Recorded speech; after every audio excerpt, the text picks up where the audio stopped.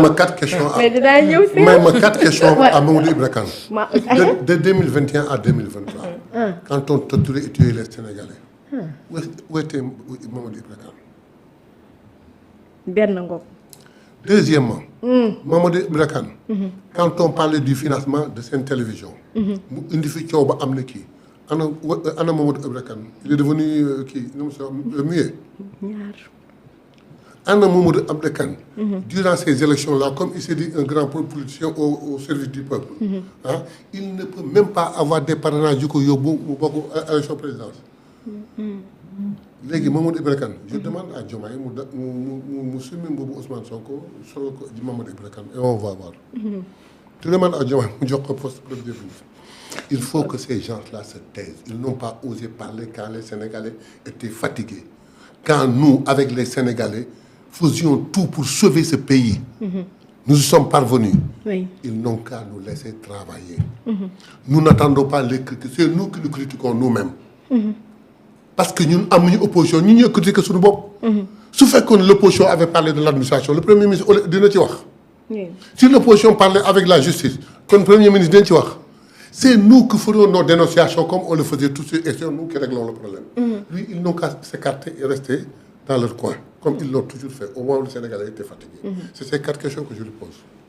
dégg na la Mamadou dégg na la ñu wax ci beneen réaction balaa ñuy continuer ndax li ñu war a waxtaanee bokk na ci mbirum média beeg presse bi waaye dina dem itam gis ngeen actuellement FMI mi yëkkati itam ay kàddu jëmale ko ci réew mi tournée parlementaire beeg yooyu yëpp dinañ ci ñëw chaîne bi nga xamante ni mooy chaîne parlementaire bi nar a yitteel bu baax a baax askan wi loolu itam dinañ ci ñëw honorable Papa Djibril Fall moom tamit àdduna jëmale ko ci premier ministre xamal ko ni kàddu yi mu yëkkati ci Chine di wax rek ci bu nekkoon président de la république ñii di wax ni yëpp du am nee na yooyu kàddu ma bu mu ko déggati ma waxati ko. kii kan mooy Papa Djibril Fall ba naan su bu ma déggati waxa il parle au premier ministre. waaw le premier ministre wax ni su ma nekkoon président de la république brouhaha bi fi am coow li fi am ak sos yi fi am ak tappale yi fi am day dañ nga ne bu ma déggati ma koy wax kii il est un député qui ne vient jamais dans les commissions. Pape du ñëw commission. Pape Djibril Fall je ne l'ai jamais vu en commission. Ah bon? Pendant 7 mois man personnellement je ne l'ai jamais vu. Pape Djibril Fall lu muy def il faut peuple bi xam ko dafay guetter la plénière am chance su taxaw wax il reste là-bas le sujet pour faire une campagne je ne sais pas de massification ou quelque chose comme ça à son. Pape Djibril dafay nax boppam il n'a aucune carrière politique il n'a qu'à se taire àndandoog say maas lëngoo koo yemali mbagg Ousmane Sonko du moromam du maasam yemunu du màppandoom bokkuñu ci dara yemuñu ci dara cuuj day xam lekkam voilà. Mais opposant la nag yow tamit. Il n'a qu'à s'opposer xam nga oui ma s'opposer nous aimerions bien le président de la République l'a dit.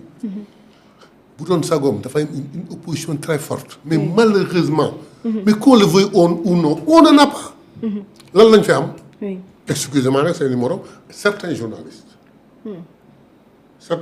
d'ailleurs sax kenn ki moom foog ma sànni leen xeer yéen ñaan yi bu leen nangu benn organe de presse nekk porte Rebeuss nekk porte Rebeuss ku fa dem 1 mois dem kaso réew mi benn organe de presse bu ngeen am bu jigéen dirigé boo xam ne ku fa ñëw mu ni taggal ma loolu defal loolu une semaine après nga dem kaso. nii naa loolu am na ci sunu kër yi. am na seen kër mën na ko tudd Aïssatou Diop Fall Cheikh ku fa dem kaso.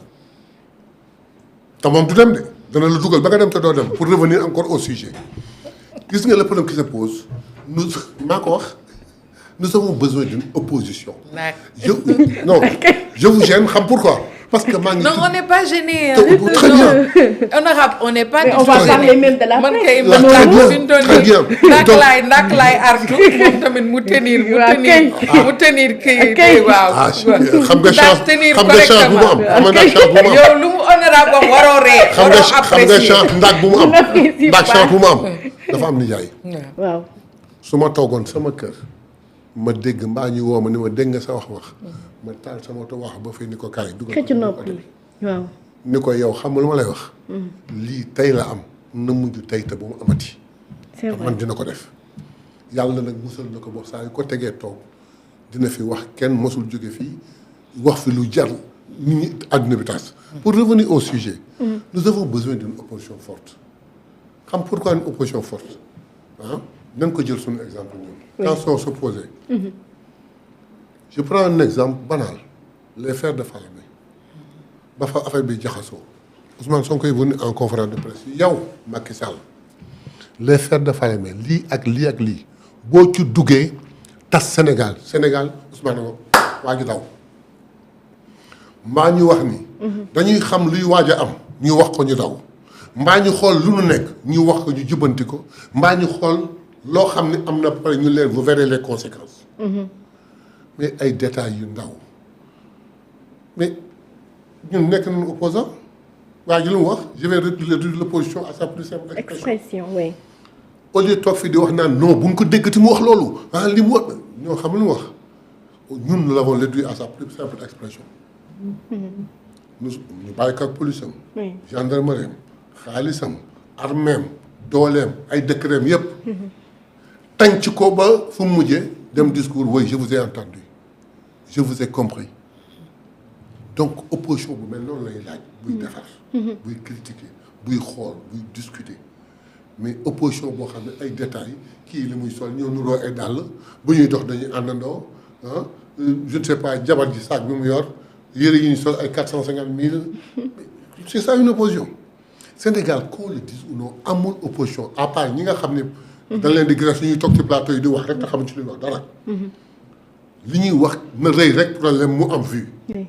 kese mais Sénégal qu'on le dise amuñu opposition ay Pape Djibril Fall yi ñooy opposition Sénégal. ce que le président Diomaye espère. et te man dama am espoir ni loolu opposition boobu mi ngi juddu. opposition boobu mi ngi juddu. L'opposant que l'on attend. C'est de prendre le budget de 2026 bi ñuy préparé. dem këram tëju ak ay experts jàngat ko. toog ñëw télévision ni ministre des finances yaag sa équipe j'ai une équipe il faut ñu def confrontation dëkk bi xam sa budget bi d'accord ma ak yow. wala boog mënoon nañ ko joyanti ñu toog def ko ba mu saf sap. waaw kooku opposant la. Premier ministre. sa voyage bii nga dem Japon. nga def ci Chine. ba nga koy dem mënoon nga ko gën a préparer. mënoon nga def lii am nga fa lii ak lii mais opportunité yi mënoon na gën a rëy boo defoon nii. je comprends mais qu'est-ce qu'il faut opposant dem toog ci gannaaw kii même le point de mai bi mu am ak le président sax ñu naan def koy tuddee ak tuddee c'est ça une opposition. il faut que l'on comprenne au Sénégal qu'on le veuille ou non on n'a pas d'opposition. Et que nag on a un premier ministre qu'on n'a jamais eu qui prend ses responsabilités et qui fait qu'il veut en bénéficiant de toute la conscience de son président. amuñu benn problème. internautes yi maa ngi gis seen ay réaction bu baax a baax yu am solo Papa Ibrahima Faye nee na ma Mendak s'il vous plaît Mamadou Sy Tounkara doit remercier Nina Penda Faye c'est elle qui l'a